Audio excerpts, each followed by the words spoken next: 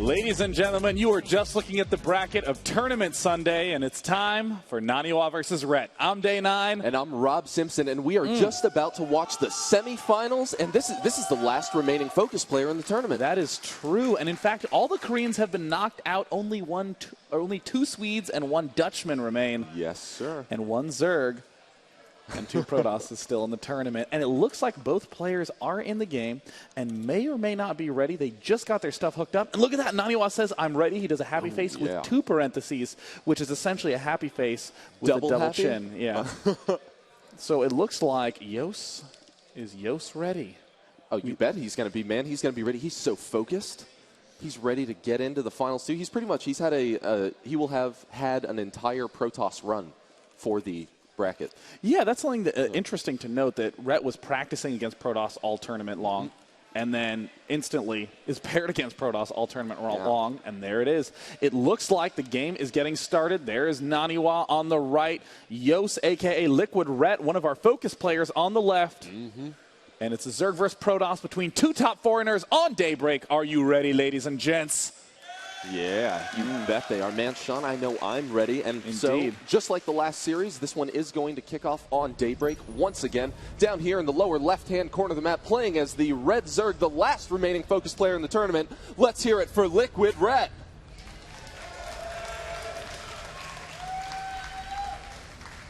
And in the top right, considered to be one of the top 3 Protoss players in the world from Sweden and Team Quantic, it's NaNiwa. Whoever wins this match will be in the finals against Sasa, who, I gotta say, Rob, blew my socks off. He blew the entire, he blew all of the internet socks off, man. He did. The coolest response ever, right? Just getting out there and expanding to your natural and then saving your main, so you just get a free base out of your opponent's cannon rush. That still makes hardly any sense to me on paper. But you know what? It's one of those things where no matter how clever you can think things through on paper, there comes a point where you have to test the timings. You actually have to sit down and say, what actually works? Sure, your build should sound good and my build should sound good, but one of us has to win. And that's where those extreme in-depth timings come into play. Right now, Rhett is going to be going for that expected 15 pool. He's going to be expanding up to his third first, almost likely. And NaNiwa is the sort of player who likes getting away with a 15 Nexus if he can. Yeah, and he is definitely positioning to do that, and there goes down Rhett's pool. Now, we'll actually see if NaNiwa is going to end up investing that pylon out there to block. We know that he likes to stay active with his probes oftentimes, especially in a situation where Rhett's a player where he'll just expand to the third location if he sees you messing with his natural at all anyway. Yeah, this is smart. See, he sends this drone out, and he's literally going to send it straight to the third. Absolutely no problem. If the probe is hot on his heels, he'll just easily expand to his natural, but most of the time he's just going to be expanding to his third. And look at the mineral timing, literally right on time. Shaboom. Oh, yes, placing down that oh-so-necessary hatch as he is that super heavy macro player. And we've got NaNiwa throwing down his natural as well, followed by a forge, so getting out that Nexus first. Yeah, I really honestly love this style of play with Protoss, where you go Nexus, Forge, right on line with each other.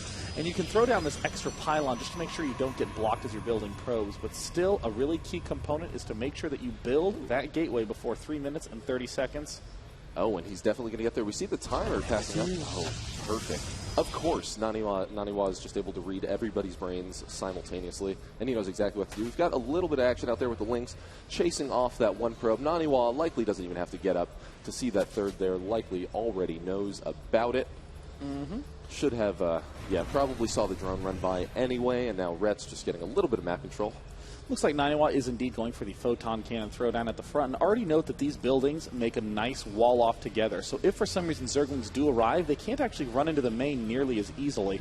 Definitely giving them that opportunity to get a few extra shots off. And a nice interception there from Rhett. Looks like he will be able to nibble it down to but a single hit point. Oh, first blood goes to Rhett.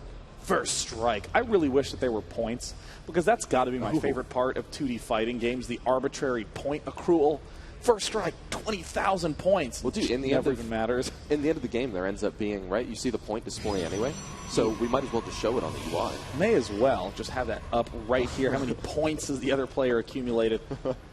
Looks like NaNiwa is just doing the double chrono boost. And, oh, a single assimilator down. Now that is very, very unusual. And only 2 probes in it as well. I would almost certainly imagine this is going to be the hyper-fast warp gate push, but Yos is very, very equipped to deal with this timing. He generally even builds his Roach Horn a little earlier than the average bear, getting his Roach Horn around 6 minutes and 30 seconds. And that's also right as he just finishes up his third hatchery as well. And you can bet that we're going to see him adding on so many drones because he wants to reach that optimal saturation as soon as possible. Now, NaNiwa, on the other hand, has just started his warp gate research. He's chrono boosted it once already. It has just wrapped up. Let's see. There's the second chrono boost, and look at Rhett having that perfect positioning with that Overlord until it flies into the cannon. Rhett, get retreat, get out of there. Okay. By the slime on its chinny chin chin. I mean, looks like, look at that, a 6 minute and 15-second Roach Horn. It's going to finish up quite quickly. Now we see that probe from NaNiwa trying to get out the forward pylon.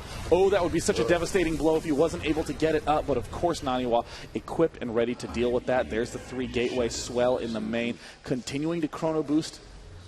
Will he have enough? Oh, wow, and it actually looks like Rhett started that Roach Horn significantly before the 6:30 mark, so he's going to be well equipped to stop this. Also adding on some additional Zerglings. He's not droning as hard as he may in a more safe situation, and this time he is absolutely going to be prepared for this push. He only needs to buy a little bit more time to stop NaNiwa's push. And there's the Roach Horn finishing, and look at this brilliantly just building out of the nearby hatchery. Not going to do anything silly like try to just hold down the R button, and it looks like NaNiwa may very well be pushed back. At this point, NaNiwa is going to excitedly commit another 4 units. Will he? Will he not? It looks like NaNiwa is not even going to opt to do a warp-in. There's the warp-in right now, and NaNiwa is going to realize he made a grave error once he sees them roaches. Yeah, surprising to actually see that last warp-in, although, as you mentioned, he did not have the knowledge about the Roach Horn there. Now, Rhett is also taking this time to add, to upgrade to his lair as well, and Rhett has done a fantastic job defending this. I really love that he saved those larvae at the third base. It looks like NaNiwa deciding, you know what, I'm just going to keep pushing. He's going to throw out a couple of stalkers because Rhett has spread the creep out so far. This is going to definitely help him against this very fast warp gate push, and it looks like NaNiwa is going to have to retreat. Those stalkers are still slower than these extra speed roaches on the creep, so that means that Rhett is able to easily repel, but NaNiwa is just trying to keep his opponent low on drones. 54 drones is what what Rhett is at right now, much lower than what his usual would be. Oh, wow. Rhett's actually going for a suicide to take down that pylon. Does finish it off. Also supply blocks NaNiwa. A pretty good trade for Rhett, and he's able to get away only losing 2 of those roaches. And we see that there are 2 more gateways being built up his ramp and around the corner. There's the Twilight Council going down as well. And we also see that NaNiwa is being pushed back successfully by Rhett. Man, and Rhett has really just pulled so far ahead behind all of this aggression that NaNiwa tried to put on him. And Rhett also, with his wonderful Overlord timing, is now all the way up into NaNiwa's main, and he's able to see everything that he's doing. He knows that the Twilight Council is on the way, getting that so crucial knowledge as he continues to hunt units across the center of the map. And now Yos is getting up his Roach Warren. At the natural expansion, we see the evolution chamber. We see a little bit of neglecting to throw drones into gas. It looks like he's still kind of devoted to a little bit of a mid-game, but there's the 4th expansion going down for Rhett. And Team Liquid's going to be very pleased to see the position that Rhett has found himself in. Yeah, there's really nothing that Rhett needs to be worried about right now. He has all of the knowledge inside NaNiwa's base. He knows that the longer that he holds on to this, he's just going to pull further and further ahead. And NaNiwa's going to be in a very serious mode of desperation because he needs to get a third base so badly, but he just doesn't really have everything that he would need to secure that, although as he has just so many units pushing Rhett out of the center of the map. And that means that he is going to be able to get over there and take that much-needed third. Looks like Rhett is going back to going for the big mid-game unit production. He still has not put extra drones back into his gas geyser, but his infestation pit is just now finishing up, so Rhett's going to need to start throwing out a lot more of that fungal growth. Here's NaNiwa going for this easily defendable third base. This almost makes the failure of that early game attack okay, because NaNiwa is still nearly guaranteed to get this extra expansion up. Right, yeah, it's not so bad. NaNiwa's done a great job still recovering from that. He continued to add on enough units that he had a force to be able to push Rhett out of the center of the map so that he could take the third that he would most certainly need. And now Rhett up here continuing to drone, also adding on yet another hatchery. Rhett has now moved out to the 5th center-ish base. Wow, there he is. And you know what? This is almost not for the money. There's only so many drones that you can get. Right. before you just are building too many to saturate. Really, this is a forward creep base. If you need to go Broodlord Infester, as we've seen Rhett do multiple times in this tournament, the last key piece is Spinecrawler. For Spinecrawlers, you need good creep spread. For good creep spread, you need good creep spread. Right. So that's what's going to be the benefit of this hatchery. Man, and Rhett just continues to climb in the supply count, moving all the way up to having a 60 supply lead over NaNiwa. He's also heading on 7 Infestors and a Spire as well, so he is just going to become an absolute force to be reckoned with. Now, NaNiwa has moved his Observer over there and does now have the knowledge. And man, Rhett is getting his hive so early. Yeah, it's at the 13-minute mark when he's getting his hive. And right now, I mean, if you are in the shoes of NaNiwa, do you even have the range upgrade yet? I mean, you don't. You're already just like a third done with it. You're just now establishing control of this expansion. I mean, you haven't even gotten to gain resources from this expansion. You've just expended some to secure it. So right now, what Liquid Red is going to be doing is going drones and spines. Look at him up at 92 drones, and what's he building? More drones, a full another 10. All that extra minerals is going to be spent on the Spinecrawler wall, so he can Spinecrawler crawl his way to do more expanding. Man, drone is actually, drone. Rhett is actually going to hit the 100 drone mark there. Actually, as he adds on additional Spinecrawlers, he's able to keep right around that 96 mark. That is an incredible amount of drones. Yeah, I honestly think that if there was some sort of cheesy gangster movie where Rhett was a thug in it, his name would be Drone. Because he is known to build lots of drones, but this is already beating his personal record. He's at 100 drones. The achievement has been unlocked, and it looks like Counterattack is on the mind for Liquid Red. He's already streaming down to this bottom expansion. More Zealots being warped in by NaNiwa, and there it looks like the natural is going to take some serious probe hits, and Rhett is just going to let those Zealots warp in. His Zerglings are at 1-1 upgrades right now. In the production tab, we do see Greater Spire coming up, 2-2 Adrenal Glands, and is the middle of the map safe and secure? Well, Red had better hope so, because there is a big army from NaNiwa out there to grab him. So it was a very nice run-in from Red. We saw him do the stop micro, making sure that all of his Zerglings didn't get distracted by those Zealots, and meanwhile, he is, man, that Greater Spire is also just about halfway done. He's adding on Corruptors too, as you said. He's also getting the Adrenal Gland, so he's going to have a really nasty Adrenaline Infestor Broodlord push. He's got to be really careful, though. NaNiwa is smart enough to lead with those Colossi, get into a good position, and the 11 Corruptors are what need to pop out. We see some great force fields being thrown down. Liquid Red going for another counterattack, but there's the wall-in from NaNiwa, an amazingly well-positioned wall-in, but the Cybernetics core is quite vulnerable.